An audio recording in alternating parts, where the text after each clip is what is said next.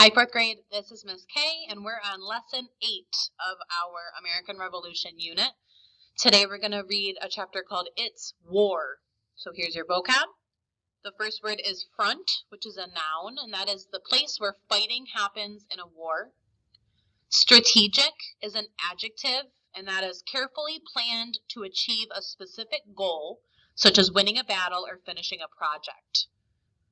Confront is a verb, and that is to challenge or to fight against something. Surrender is a verb, and that means to give up or to quit. Morale is a noun, and that is confidence or a level of enthusiasm one feels. Tactics is a noun, and those are ways used to achieve a goal. And then bleak is an adjective, which means depressing, grim, or bad. So our big question for chapter 5 says, at the beginning of the war between the British and the colonists, who seemed most likely to win the war and why? So think about who had the stronger army, who had more money, who had more power. Think about all those things we learned at the beginning of this unit. It's war. At the beginning of the war, the British were confident that they could defeat the colonists. The Continental Army, at least at first, was not exactly a force to be reckoned with. It was made up of farmers and shopkeepers. These soldiers knew how to shoot, but they didn't know how to march or fight in formation. They had almost no cannons and very few fighting ships. On the other hand, the British Army and Navy were among the largest and best trained in the world. The British had more soldiers, more cannons, and more ships, and they had much more experience. Besides that, the British had a plan that they thought would help them win the war. Divide the colonies in half and fight them on two fronts. This is a picture that says the commander of each regiment in the Continental Army read the Declaration of Independence to his troops. Crossing the Delaware. Having retreated from Boston, the British turned their attention to New York City. They recognized the strategic importance of this port city. If their plan to gain control was to succeed, they needed to capture it. However, George Washington was equally aware of the importance of having control of New York City. He marched his troops there to confront the British Army. In the summer of 1776, the British and Continental armies engaged in a battle on Long Island and Manhattan Island. George Washington and his men failed to keep New York City out of British hands. By November 1776, having lost New York City, George Washington retreated along the Hudson River and then into New Jersey. Washington knew his army was simply not as strong as the British army. If he tried to challenge the British in a major battle, he knew he would lose. He would have to look for opportunities to attack when his enemies were not expecting it. On December 25th, 1776, that is exactly what Washington did. It was Christmas night, and the Hessian troops, who were camped in Trenton, New Jersey, had been on round-the-clock alert for over a week. They were exhausted. Finally, they had been allowed to sleep. Because they were not expecting an attack on Christmas night, many were unarmed. And this is a picture showing a painting which depicts the historic moment when George Washington led the Continental soldiers across the Delaware River to surprise the Hessian troops who were hired to fight for the British. So they are on their way to surprise attack on the British. Washington crossed the Delaware River from Pennsylvania and took the Hessians completely by surprise. More than 1,000 of them were forced to surrender in the sneak attack. The victory at Trenton was extremely good for the morale of Washington's troops, but it was followed by a string of defeats. Washington and his men were defeated at the Battle of Brandywine in September 1777, and again at the Battle of Germantown in October. At Germantown, some of the soldiers in the Continental Army became confused and fired on their own troops. Because of these defeats, the British were able to capture Philadelphia. The Continental Congress was forced to break up and relocate to another city. Farther north, a British army marched down from Canada, recaptured Fort Ticonderoga, and began to close in on the Continental Army fighting in this area. The Continental Army was in trouble. It was time to retreat and regroup, but the British were right behind them. So this is showing all that fighting going on. The British are trying to recapture things that they have lost. Outsmarting the enemy. The Continental Army also needed a plan. Fortunately, a man named, gotta see how to pronounce this, Tadeusz Kościuszko.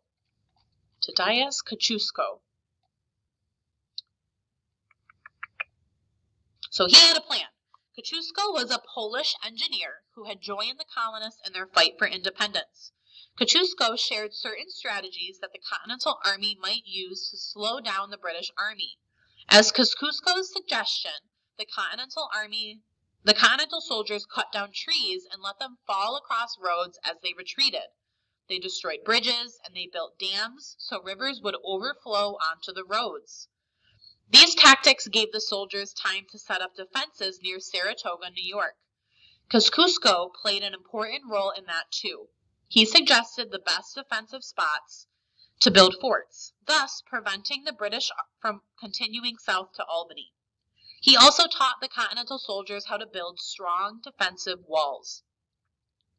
In September 1777, the British attacked the forts near Saratoga. Despite repeated efforts, they were not able to break through the Continental Army defenses. On October 17th, the British general surrendered. More than 6,000 British soldiers handed over their weapons. The Battle of Saratoga was the first big victory for the Continental Army. In December 1777, Washington and his tired men limped into the Pennsylvania town of Valley Forge. Washington had decided that his army would spend the winter here. In those days, armies scaled back fighting during the winter. That winter, Washington's army had to face another enemy, Mother Nature. Mother Nature was not kind to the Continental Army during the winter of 1777 to 1778. It was a bitterly cold winter, and the soldiers were not prepared for it. Most of them did not have winter coats. Many did not even have shoes. Their injured feet left bloody footprints in the snow. And this is showing Washington riding through the camp at Valley Forge. During December and January, the soldiers cut down trees and used them to build log cabins. These cabins provided some shelter from the cold, but they were crowded and damp. There were other problems too. The soldiers did not have enough to eat. They had to survive for many weeks on fire cake, a tasteless mixture of flour and water baked over a fire. Occasionally, they might have a bowl of pepper pot soup, a thin broth made from beef and a handful of peppercorns. Clean drinking water was also in short supply. Many soldiers drank dirty water and got sick. A few died of frostbite or starvation. Many more died as a result of diseases. One army surgeon, Albigence Waldo from Connecticut, kept a diary during his time in Valley Forge. Here is an excerpt from his diary. December 14th. The army, which has been surprisingly healthy hitherto, now begins to grow sickly from the continued fatigues they have suffered this campaign. I am sick, discontented, and out of humor. Why are we sent here to starve and freeze? George Washington was worried about the state of the army. On December 23, 1777, he wrote a letter to the Continental Congress explaining that many of his men were in such poor health that they were no longer fit for combat. The situation was so bad, Washington wrote that he was worried that his men might give up and go home. And this is a note from George Washington. I am now convinced beyond a doubt that unless some great and capital change suddenly takes place, this army must inevitably be reduced to one or other of those three things: starve, dissolve, or disperse. We have no less than 2,898 men now in camp, unfit for duty because they are barefoot and otherwise naked. As the new year dawned in 1778, things looked bleak for George Washington and the Continental Army. However, the tide was beginning to turn in their favor. And this picture shows among Washington's men at Valley Forge was a young French nobleman named Marquis de Lafayette. Lafayette was to have a prominent role in the Revolutionary War. All right, your questions. Number 1, Is true or false? The British were confident they could defeat the colonists at the beginning of the war. Number 2, only trained soldiers fought in the Continental Army. True or false? Number 3, what was the British Army's strategy? Number 4, what is a front? Number 5, the British focused on blank because of its port. So what city were they looking at? Number 6, Washington and his army surprised the Hessians in Trenton by attacking on, what day did they attack them? Number 7, look at the pictures on page 42 and 43. Make an inference about George Washington and his army. So let's look at those pictures. All right, 42 is here, and 43. So looking at these pictures of George Washington's army, what is one inference you can make? One conclusion you can come to about the people that were fighting in the war? What are they like?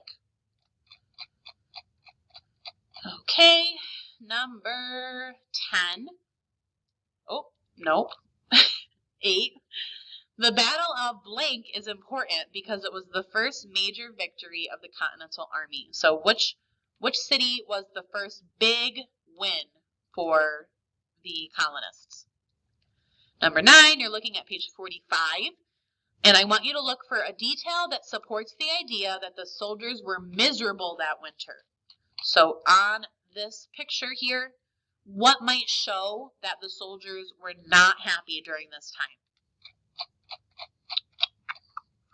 All right, number 10, true or false? The winter weather was more dangerous to Washington's troops than the British Army. And number 11, besides their health, what was Washington worried his soldiers would do? All right, make sure to go back in the text to find those answers, and let's head over to skills. So first we're going to talk about the word morale, and that means confidence or the level of enthusiasm one feels. After losing the soccer game because their goalie was injured, the team's morale was low. So morale is how you feel about a certain situation, how much confidence you have about something. So you're going to choose whether these different things would lead to a low morale, so people not being very confident, or a high morale. People are excited, they're confident, they're ready to go. So number 1, Washington's troops had very little food during the freezing winter. Would that give them low morale or high morale? The coach announced that the team had earned a spot in the state championship. Number 3, after watching a video thanking them for their service, the soldiers felt good about the job they were doing. Low or high morale? Number 4, the company president announced that workers would be fired the following week. Number 5, after the play, the actors knew they had performed their best. So again, think about whether that situation would lead people to be positive and confident and happy about the situation, or the opposite. Okay, number 6, you're going to choose 2 of these groups of people that were involved in the British Parliament reacting to colonists' preparations by sending more soldiers to Boston.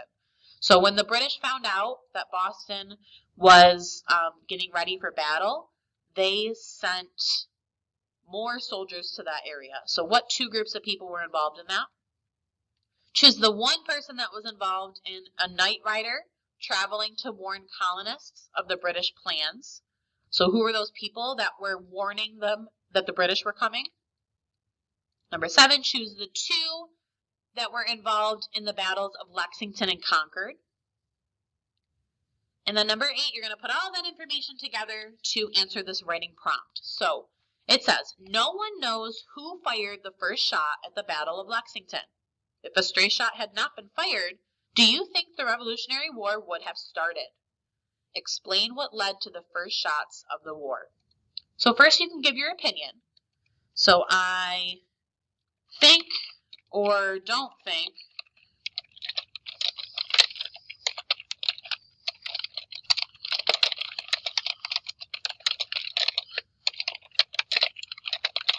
So tell me, do you think it would have started, or do you think it would not have started if that shot hadn't been fired? And then you're going to explain what led to those events. So the shot happened because blank. And then give me another reason. So 2 reasons that the shot was fired, that shot heard around the world. What caused that person, whoever it was, to fire that first shot that started the Revolutionary War? All right, that's it for today. Please make sure to use my sentence starters, use the text, and I will see you all next time. Goodbye, Adams.